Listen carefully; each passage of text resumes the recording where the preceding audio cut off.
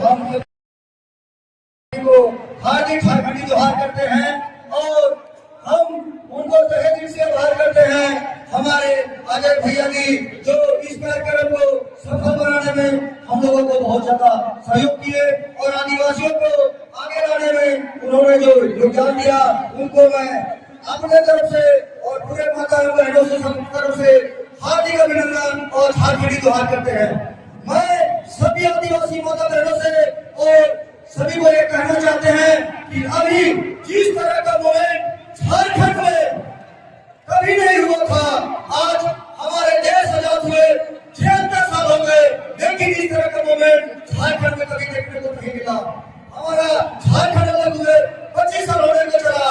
राज्य सरकार से केंद्र सरकार से हम लोग सर्व धर्म कोड के लिए कितना आंदोलन किए, कई एक बार विधानसभा से पारित करके केंद्र को भेजा गया, लेकिन केंद्र सरकार का झारखंड सरकार में कहीं न कहीं छलावा करने का जो काम कर रही है और हमारा छलावा हमको नहीं देके पिछला दरवाजा से कुछ नेताओं को अगवा करके और यहाँ खास करके हम बताना चाहते हैं केंद्रीय अध्यक्ष जयराम महतो जी को कि जो आप चुनाव में जब आए थे, पहला आपका आंदोलन था भाषा आंदोलन, उसके बाद बाहरी नीति ना चलतो 60-40 ना चलतो 1932 के खतियान लाएंगे।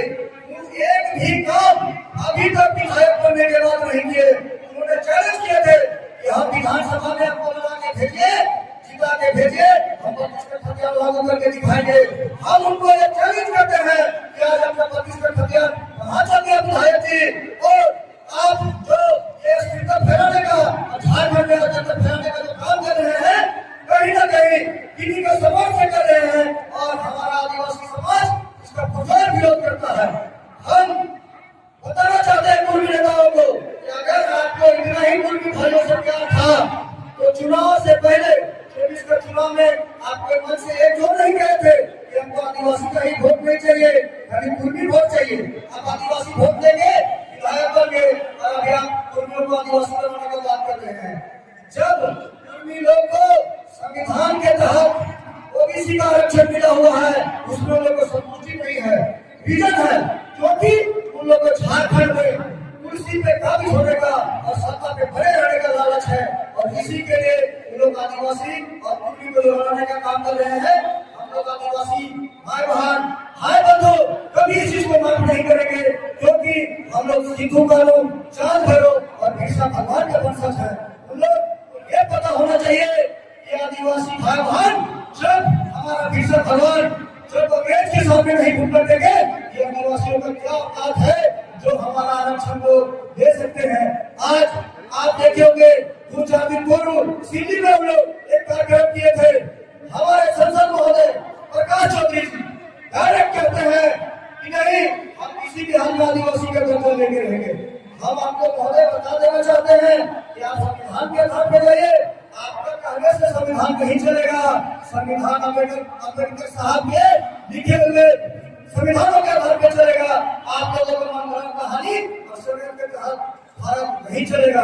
और हम पूर्वियों को ये चेता देना चाहते हैं कि पूरे भारत देश में आप जो बसे हुए हैं, ये भारत देश आदिवासियों का देश है, यानी भारत सरकार का देश का आदिवासी बसा है।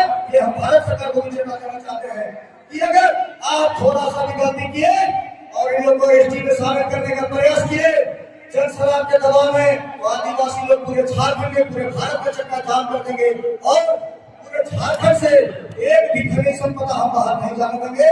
ये हम अपना केंद्र सरकार को अवगत करा देना चाहते हैं और हमारे दूर दूर से जितने माता बहने आए हैं सभी को हमारे तरफ से झारखंडी जोहार।